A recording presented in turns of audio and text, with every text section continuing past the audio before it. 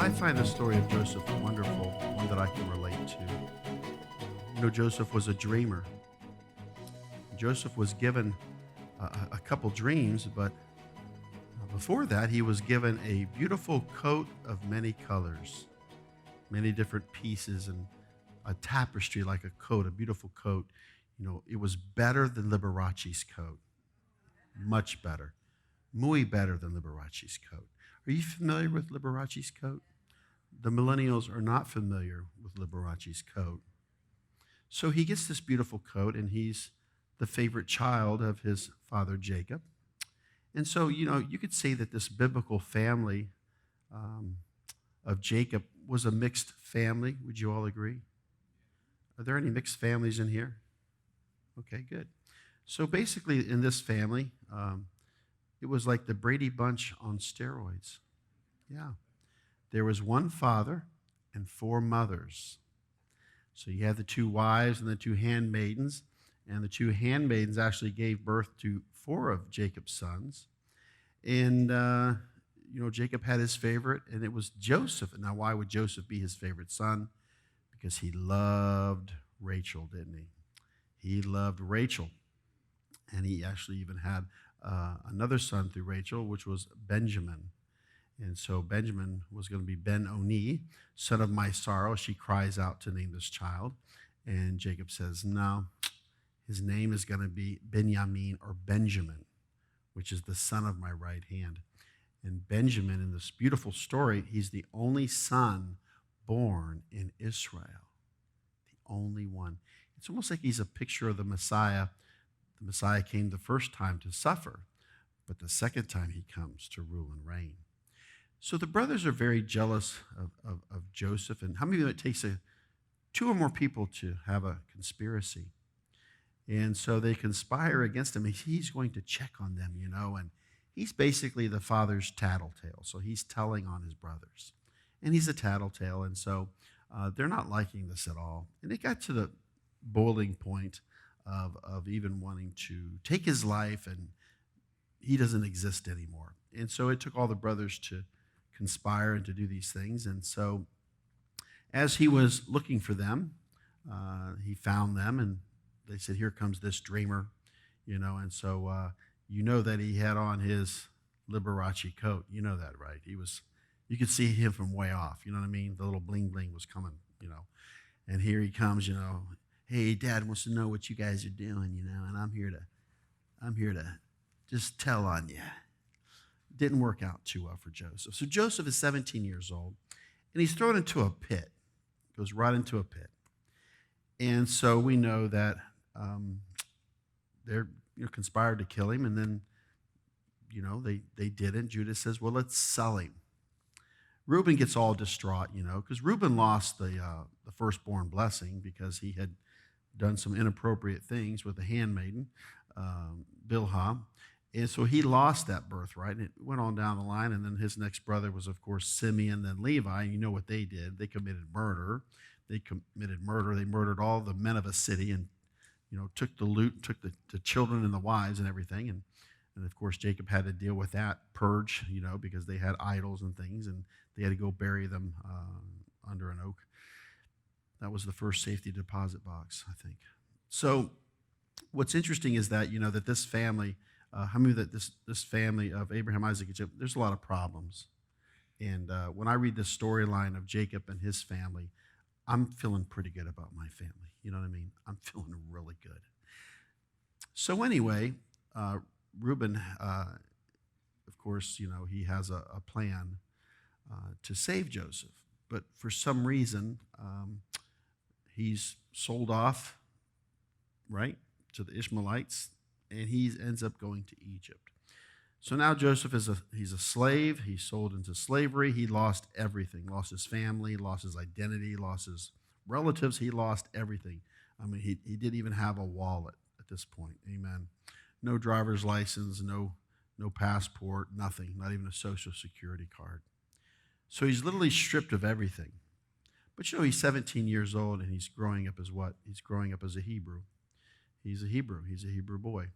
And was taught many things, and even circumcised and all of that in the faith. And so he ends up, of course, serving Potiphar, which is a military person for the Pharaoh, and ends up serving in his house. And Potiphar's wife comes on to Joseph, and Joseph cannot reciprocate or, condone that at all. He says, "My master, he honors me, he trusts me.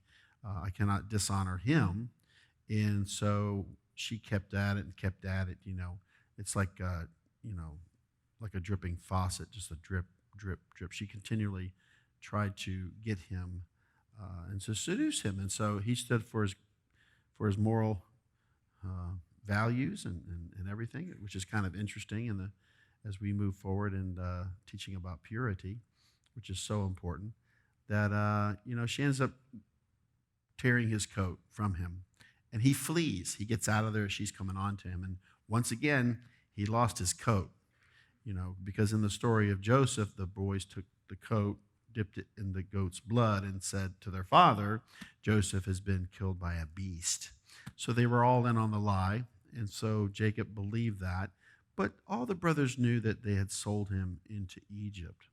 And so, with that, Potiphar comes home and she argues the case that he tried to seduce me and you brought this Hebrew in here. And, it's along the same lines of fake news. Have you heard of fake news?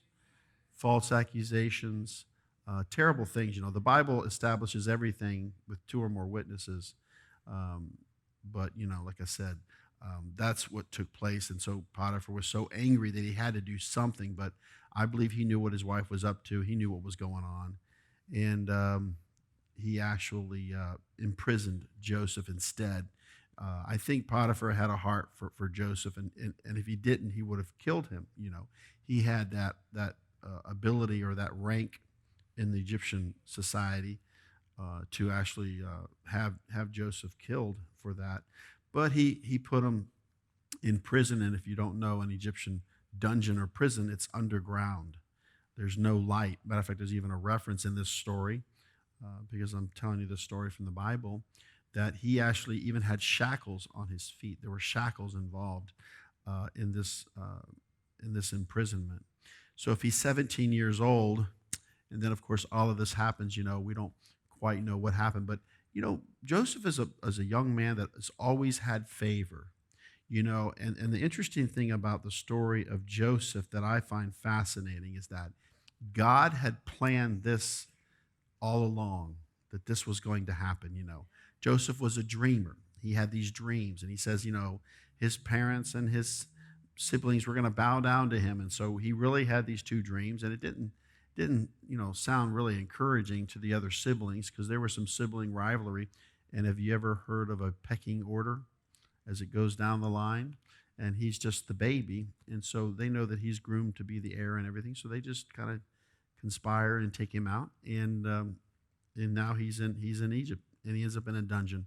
But because he was there, and the person who ran the prison put Joseph in charge of the prison, and then basically he helped to run the prison, and he had favor. It says the favor of the Lord was upon him. So in Potiphar's house, he had favor. In prison, he had favor. And so while he's there, I'm sure he's thinking of a lot of things. He's had time to really think about a lot of things.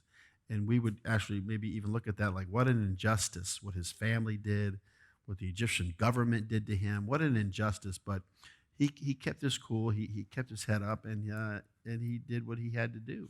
And I think that's an encouraging story. And so while he's there in the dungeon, these two gentlemen are thrown into the prison or the dungeon with him. It is, of course, the butler and the baker of Pharaoh. Now, wow, he's getting some guests, and so he gets these two guests, and they're, of course, thrown in there with him. And a butler is also another name for the cupbearer. So the cupbearer is a very, very important position in a kingdom or with a king, because Nehemiah was a cupbearer for the Persian king, and they would drink from the cup before they would give it to the king. And if the cupbearer didn't go into convulsions and fall on the ground and go into a fetal position, it was safe to drink from the cup. So this particular butler or cupbearer had crossed Pharaoh somehow, some way, and he was in the dungeon along with the baker. I don't know what the baker did. I don't know if the cupcakes weren't fully done or, he messed up the pastries, but I'm a man of pastries. And you cannot mess up the pastries. You don't want to mess up the France, okay? Because they created the croissant. So maybe he didn't have the toothpick to see if it was done or not because it wasn't invented yet. But they're both in the dungeon with Joseph. And they, of course, they each have a dream. And they're all concerned about this dream. It's so real. The cupbearer, and they have this dream, and they tell Joseph, we've had this dream. And Joseph's a dreamer, right?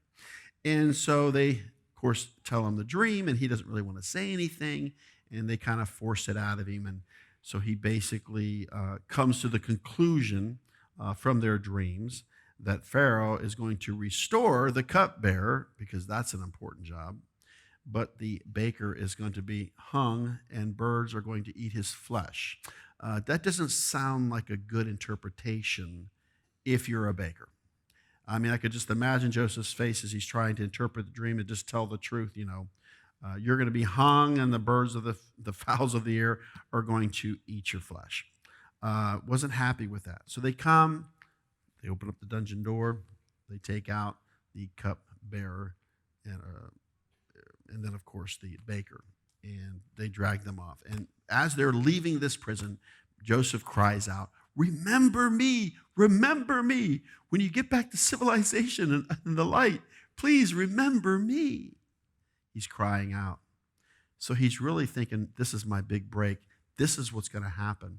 I'm going to get out of here. I met the cupbearer. He's going to remember me. He's going to remember me that I interpreted his dream, and good came from him. Now, the baker, he's not going to be able to help me because he doesn't make good cupcakes.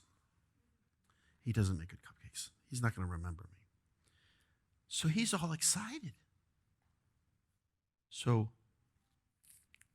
you have to respond by saying, is there more? Is there more? Yes. So think about Joseph. He's all excited. Come on, man, I'm going to get out of here. Right? Wrong. God's timing. Now it happened at the end of 2 full years that Pharaoh had a dream. And behold, he was standing by the Nile. I was just thinking about this. 2 full years, he's in a dungeon. There's no light. My leadership gifted me with a beautiful watch. It's a solar watch. I can't go in the dungeon or my watch won't work. I have to continue on. Now it happened at the end of 2 full years that Pharaoh had a dream, and behold, he was standing by the Nile. Pharaoh's having a dream. And lo, from the Nile there came up 7 cows, sleek and fat, and they grazed in the marsh grass. Then behold, 7 other cows came up after them from the Nile, ugly and gaunt, right? Ugly and gaunt, or actually lean of flesh, sickly. Here we go. And they stood by the other cows on the bank of the Nile, and the ugly and gaunt cows ate up the 7 sleek and fat cows. Then Pharaoh awoke. Oh, what was that? And he fell asleep and dreamed a second time.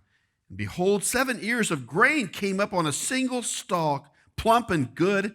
Then behold, 7 ears, thin and scorched by the east wind, sprouted up after them. And the thin ears swallowed up the 7 plump and full ears. Then Pharaoh awoke. Oh, behold, it was a dream. My goodness, I'm dreaming about cows and grain. Now it came about in the morning that his spirit was troubled. So he sent and called for all the magicians of Egypt and all its wise men. And Pharaoh told them his dreams, but there was no one who could interpret them to Pharaoh. Now we know Pharaoh's got a little bit of a reputation, if you don't know, that you better know how to make cupcakes. So he told them his dream, and I'm sure they were all like, oh no, I can't get this wrong. Remember the baker? So there was probably fear tactics and different things. Then the chief cupbearer, who's the butler, by the way, spoke to Pharaoh, saying, I would make mention today of my own offenses. Wow. I would like to mention my own sin. So why? Now this guy's reflecting, the cupbearer. He's reflecting on Joseph, the interpreter of dreams, that interpreted his dream because it came out pretty good. Now, if you're in a cabinet with Egypt, especially Pharaoh, you want to get those brownie points, right? Because you can make brownies, good ones, not like the old baker. So you're going to do something really good. You're going to jump ahead and help Pharaoh and get some brownie points here. He says, I've sinned. Pharaoh was furious with his servants, and he put me in confinement in the house of the captain of the bodyguard, both me and the chief baker. So the cupbearer is telling the story. He said, Pharaoh was mad at me at one time, and he put me and the baker in jail. And we had a dream on the same night, he and I. Each of us dreamed according to the interpretation of his own dream. Now a Hebrew youth was with us there, a servant of the captain of the bodyguard, and we related them to him, and he interpreted our dreams for us. To each one he interpreted according to his own dream. So he interpreted both dreams, Joseph did. And it came about that just as he interpreted for us, so it happened. He restored me in my office, but he hanged the baker. Right? So, the cupbearer is restored back to his position. Then Pharaoh sent and called for Joseph, and they hurriedly brought him out of the dungeon. And when he had shaved himself and changed his clothes, he came to Pharaoh. Pharaoh said to Joseph, I have had a dream, but no one can interpret it. And I have heard it said about you that when you hear a dream, you can interpret it. Joseph then answered Pharaoh, saying, Oh, it is not in me. God will give Pharaoh a favorable answer. So now Joseph is attributing his life to the God of Abraham, Isaac, and Jacob. Pharaoh has a lot of gods. God will give Pharaoh a favorable answer. So Pharaoh spoke to Joseph, in my dream, behold, I was standing on the bank of the Nile, and behold, 7 cows, fat and sleek, came up out of the Nile, and they grazed in the marsh grass. And lo, 7 other cows came up after them, poor and very ugly and gaunt, such as I had never seen for ugliness in all the land of Egypt. And the lean and ugly cows ate up the first 7 fat cows. Yet, when they had devoured them, it could not be detected that they had devoured them, for they were just as ugly as before. Then I awoke. I saw also in my dream, and behold, 7 ears, full and good, came up on a single stalk. And lo, 7 ears, withered thin and scorched by the east wind, sprouted up after them. And the thin ears swallowed the 7 good ears. Then I told it to the magicians, but there was no one who could explain it to me. Now Joseph said to Pharaoh, Pharaoh's dreams are one and the same. God has told to Pharaoh what he is about to do. Hey, Pharaoh, God's getting ready to tell you what he's going to do in Egypt. The 7 good cows are 7 years, and the 7 good ears are 7 years. The dreams are one and the same. And the 7 lean and ugly cows that came up after them are 7 years, and the 7 thin ears scorched by the east wind shall be 7 years of famine. It is as I have spoken to Pharaoh. God has shown to Pharaoh what he is about to do. Behold, 7 years of great abundance are coming in all the land of Egypt. And after them 7 years of famine will come, and all the abundance will be forgotten in the land of Egypt, and the famine will ravage the land. So the abundance will be unknown in the land because of that subsequent famine, or it will be very severe. Now, as for the repeating of the dream to Pharaoh twice, it means that the matter is determined by God. And God will quickly bring it about. You're going to have 7 years of plenty, and 7 years of famine. And Joseph goes on to say, and now let Pharaoh look for a man discerning and wise and set him over the land of Egypt. Make sure you have somebody in office, somebody in this position to weather this abundance and then famine. Let Pharaoh take action to appoint overseers in charge of the land, and let him exact a fifth of the produce of the land of Egypt in the 7 years of abundance. So he's giving advice after the interpretation of the dream. He's almost telling Pharaoh what he needs to do. He's like a consultant. Take 20% of this surplus in these 7 years. Then let them gather all the food of these good years that are coming and store up the grain for food in the cities under Pharaoh's authority, and let them guard it. And let the food become as a reserve for the land for the 7 years of famine, which will occur in the land of Egypt, so that the land may not perish during the famine. Now the proposal seemed good to Pharaoh and to all his servants. The proposal seemed good to Pharaoh. He liked what he was hearing. Then Pharaoh said to his servants, can we find a man like this in whom is a divine spirit? He recognized Joseph's gift. He recognized Joseph's God in him. Can we find a man like this in whom is a divine spirit?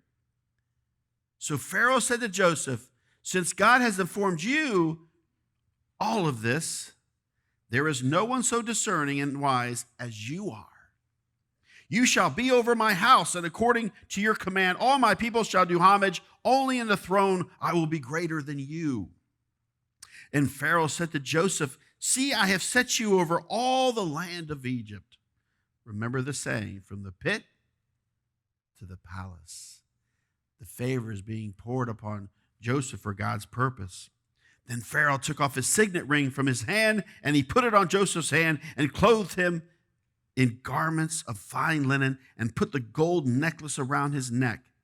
And he had him ride in his second chariot, and they proclaimed before him, bow the knee, and he set him over all the land of Egypt. Moreover, Pharaoh said to Joseph, though I am Pharaoh, yet without your permission, no one shall raise his hand or foot in all the land of Egypt. Then Pharaoh named Joseph Zaphnath Paneah, and he gave him Asenath, the daughter of Potiphar, priest of On, his wife. And Joseph went forth over the land of Egypt. So Zaphnath Paneah actually means,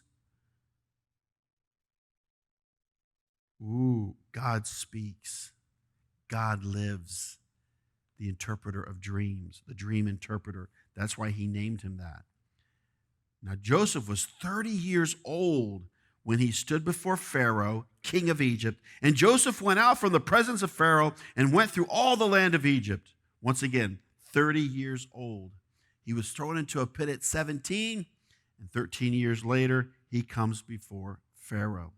And during the 7 years of plenty, the land brought forth abundantly. So he gathered all the food of these 7 years which occurred in the land of Egypt and placed the food in the cities. He placed in every city the food from its own surrounding fields.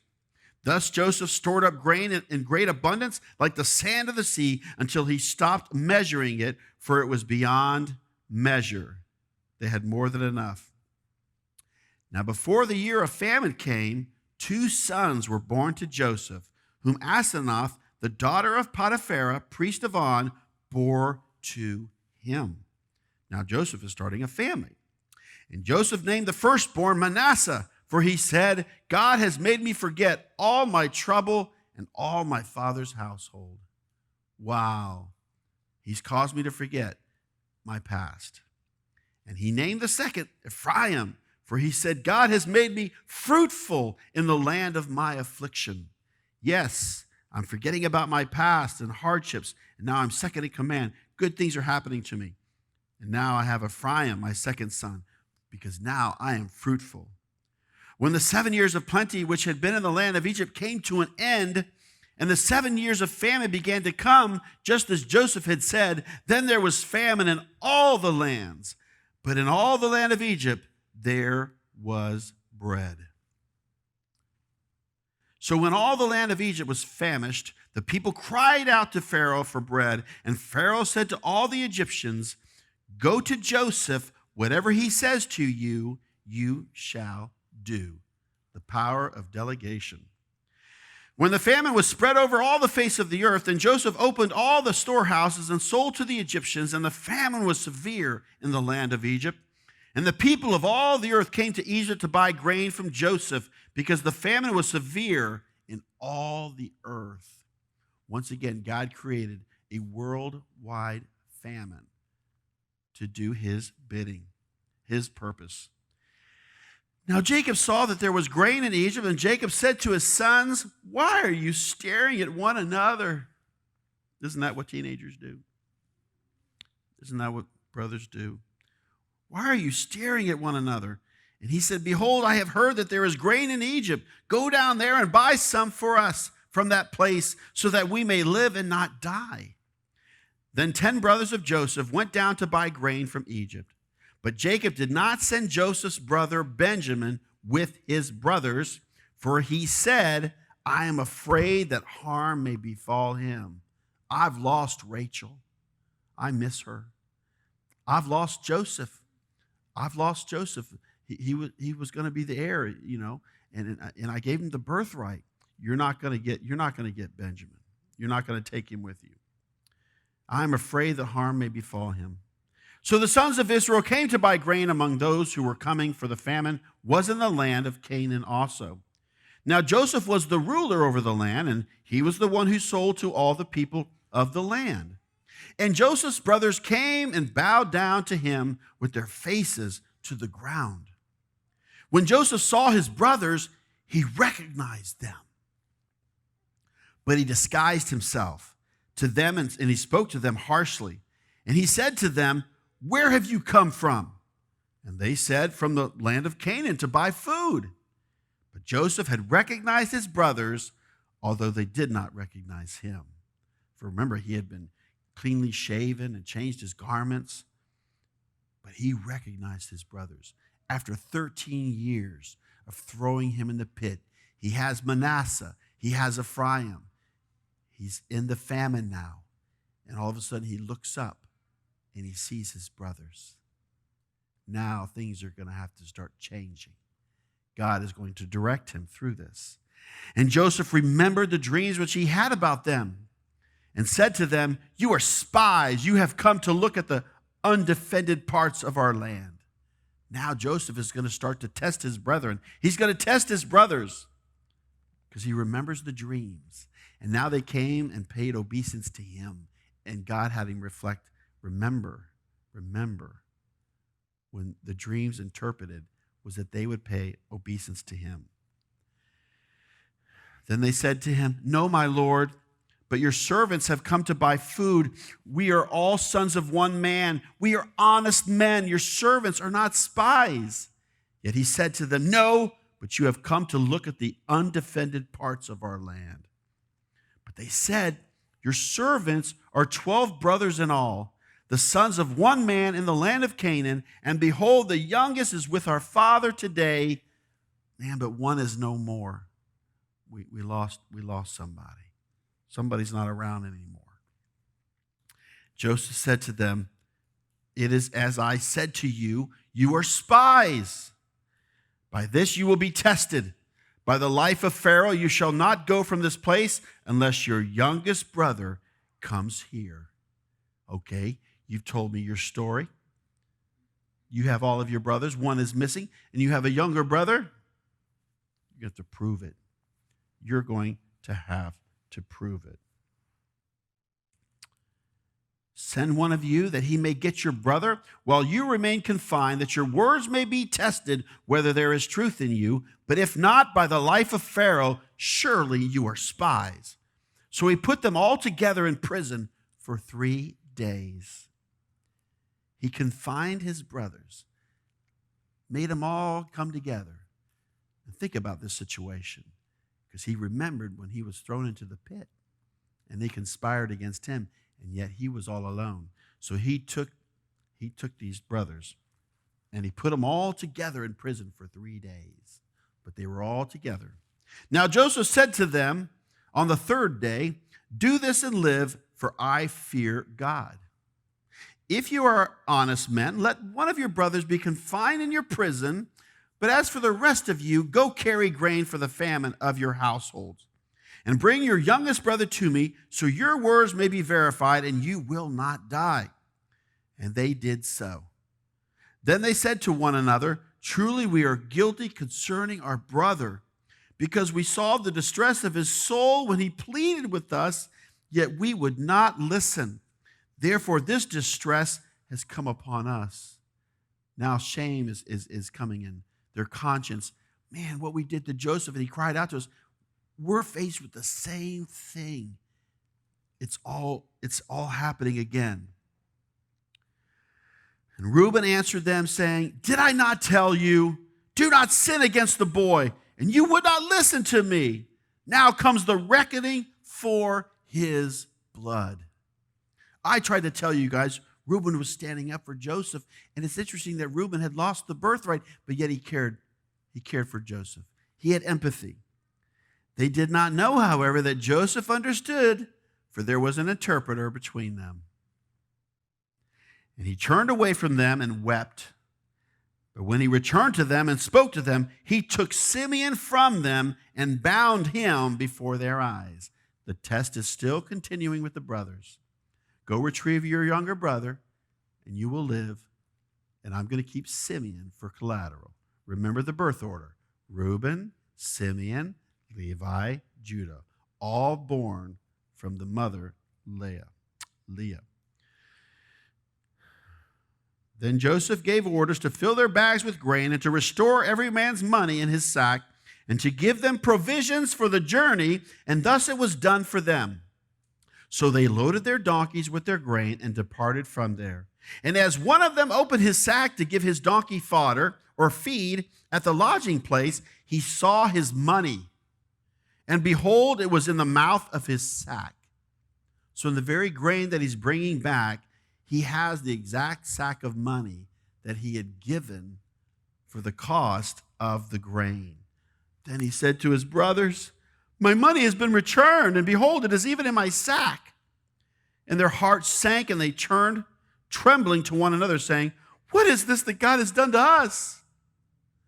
When they came to their father Jacob in the land of Canaan, they told him all that had happened to them, saying, the Lord of the land, spoke harshly with us and took us for spies of the country.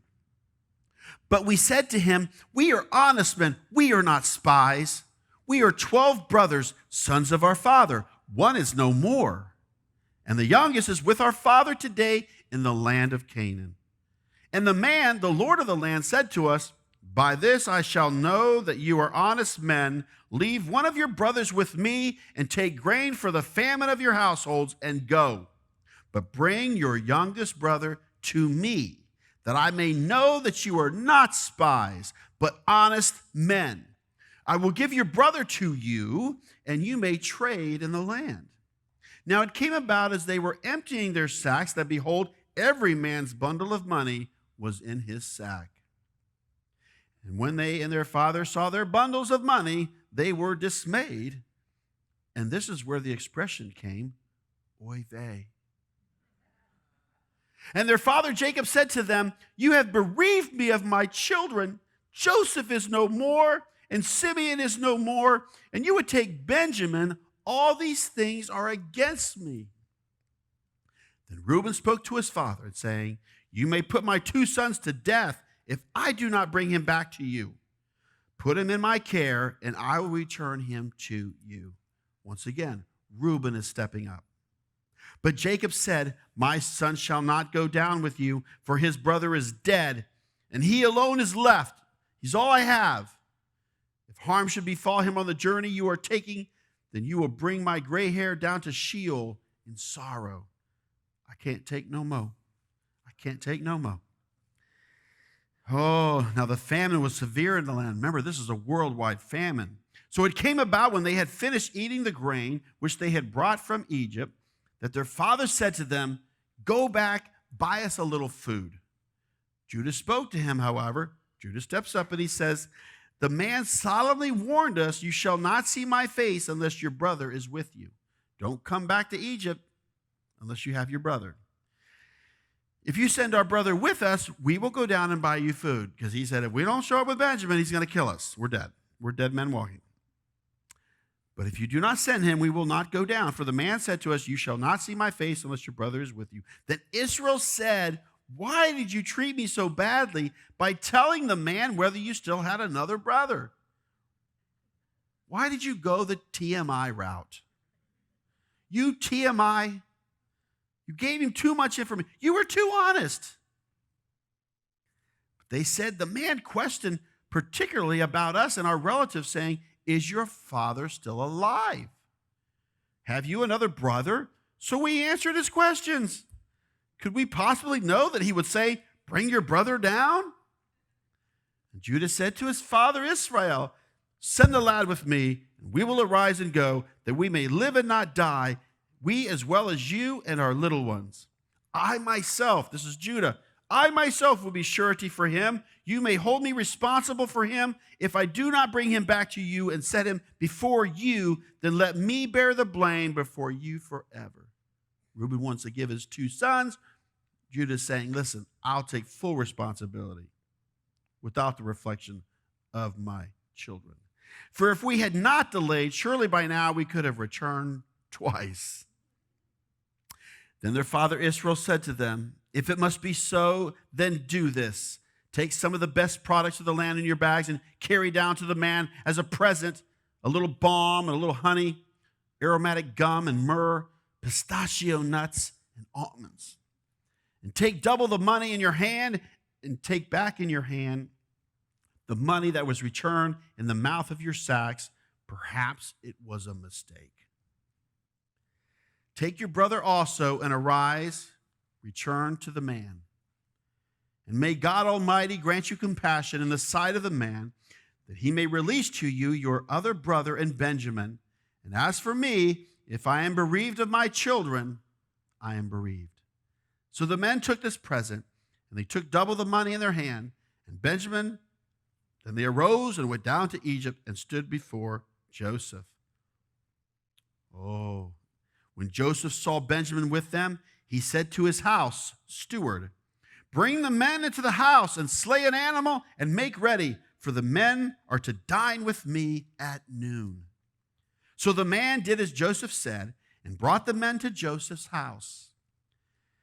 Now the men were afraid because they were brought to Joseph's house, and they said, it is because of the money that was returned in our sacks the first time that we are being brought in, that he may seek occasion against us and fall upon us and take us for slaves with our donkeys.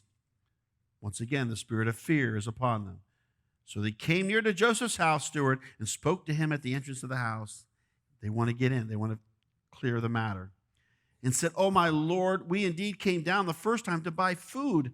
And it came about when we came to the lodging place that we opened our sacks, and behold, each man's money was in the mouth of his sack, our money in full. So we have brought it back in our hand to give back double. We have also brought down other money in our hand to buy food. We do not know who put our money in our sacks. We have no idea how this happened. We opened up our grain bags, and there's our money sack. And this is what the steward said. Be at ease. Do not be afraid. Your God and the God of your father has given you treasure in your sacks. I had your money. Then he brought Simeon out to them. Then the man brought the men into Joseph's house and gave them water, and they washed their feet, and he gave their donkeys fodder. So they prepared the present for Joseph's coming at noon, for they had heard that they were to eat a meal there. When Joseph came home, they brought into the house to him the present which was in their hand, and bowed to the ground before him. Once again, Joseph's dream is coming to pass. And how long did it take? Many years. Many years for that dream to be fulfilled. Because if you remember, he was 30 before he went before Pharaoh. So at that point, he was 13 years away from his family. But if you add another 7. For plenty, it's 20 years. So now we're getting into the famine time. So we're talking about a young boy having a dream at 17, and now in his 30s or late 30s, it's coming to pass. Amen. My father always said, you take away a man's dreams, and he has nothing. I love this. Then he asked them about their welfare and said, is your old father well, of whom you spoke? Is he still alive? How's your dad? How's Abba? Your Abba, how's he? How is he? You know that's his Abba. He wants to know the scoop, right? Because he doesn't have emails or texting, right? He's got to really talk to somebody. Have you noticed that? I love it. Oh, and they said, your servant, our father, is well. He is still alive. And they bowed down in homage. As he lifted his eyes and saw his brother Benjamin, his mother's son, he said, is this your youngest brother of whom you spoke to me? And he said, may God be gracious to you, my son. And Joseph hurried out, for he was deeply stirred over his brother. And he sought a place to weep, and he entered his chamber and wept there. Now he's having a time of reflection about his past and his history. And now God is having him come to grips with his future. Then he washed his face and came out, and he controlled himself, and he said, serve the meal. Sounds good, doesn't it? Right about now. When's the story going to end? I want a meal. So they served him by himself, and them by themselves, and the Egyptians who ate with him by themselves, because the Egyptians could not eat bread with the Hebrews, for that is loathsome to the Egyptians. You know, remember, they're herdsmen, right? And Egypt worships livestock. So anyway, there's class warfare going on here. A little bit of prejudice. Now they were seated before him, the firstborn according to his birthright, and the youngest according to his youth. And the men looked at one another in astonishment. Wow.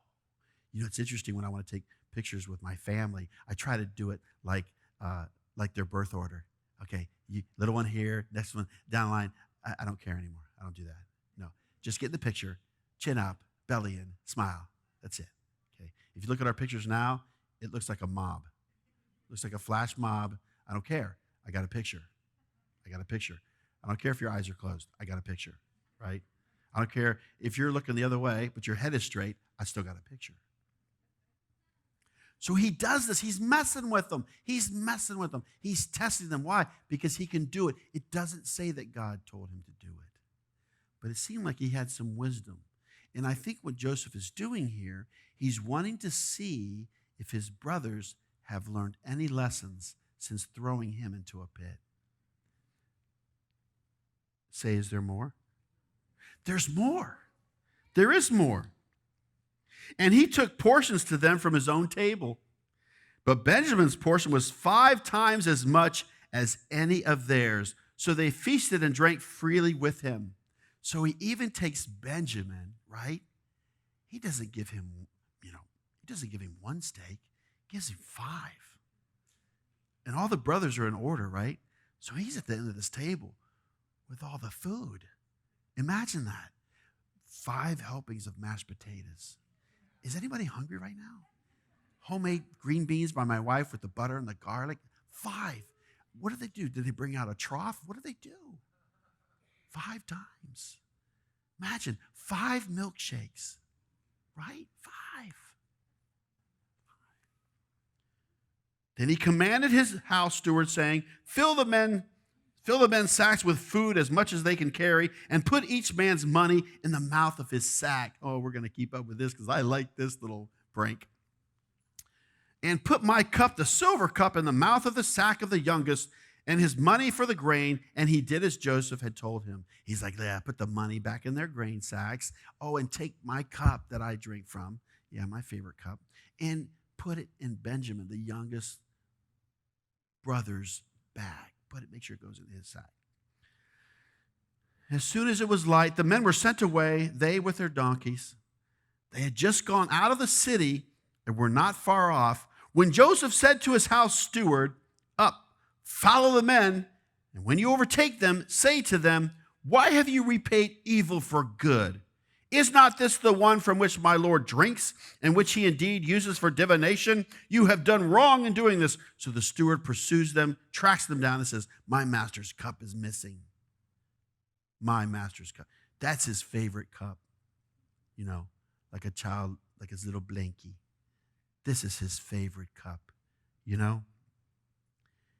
Is not this the one from which my Lord drinks and which he indeed uses for divination? You have done wrong in doing this. So he overtook them and spoke these words to them. And they said to him, why does my Lord speak such words as these? Far be it from your service to do such a thing. Behold, the money which we found in the mouth of our sacks we have brought back to you from the land of Canaan.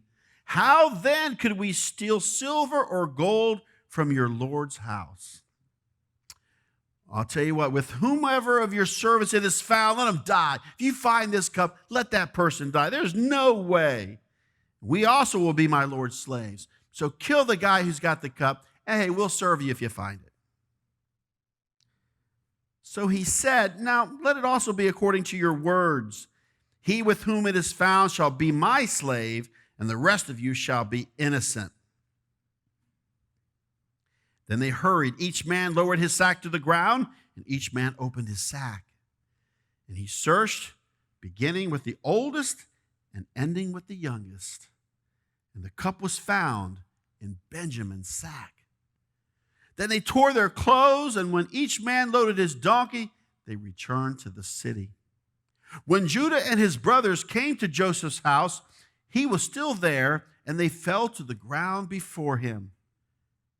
Joseph said to them, what is this deed that you have done? Do you not know that such a man as I can indeed practice divination? Like I can see things, I have discernment? So Judah said, what can we say to my Lord? What can we speak? And how can we justify ourselves? God has found out the iniquity of your servants. Behold, we are my Lord's slaves, both we and the one in whose possession the cup has been found. But he said, far be it from me to do this. The man in whose possession the cup has been found, he shall be my slave.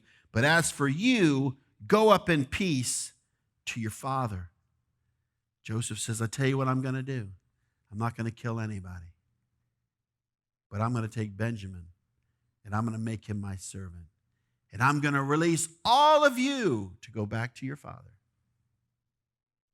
That's what Joseph basically said. I'm going to keep Benjamin, but all of you brothers, go back to your father. Say, is there more? Come back next week. Hallelujah. Father, thank you for this biblical story that's happening even today. Oh, Father, the house of Joseph is alive and well. Father, we see our brothers and our sisters in Judah. We see the Jewish people, Father, that we are related. We are mishpachah. We are family. And Father, even though they don't recognize us, we recognize them. And so, Father, thank you for this great restoration and regathering of the whole house of Israel. Thank you for reconciliation of Jews and Gentiles in the earth today, to do your bidding, to fulfill this redemptive story, Father. Thank you. Thank you so much. Father, your word has gone forth, and it will not come back null and void. It will serve its purpose, and it will actually fulfill everything that it needs to fulfill. So, Father, we thank you for this. Satan cannot steal this word out of our heart because you placed it there in our mind and our heart, which is your Torah, and he cannot steal this. We thank you for this. In the name of Yeshua, amen.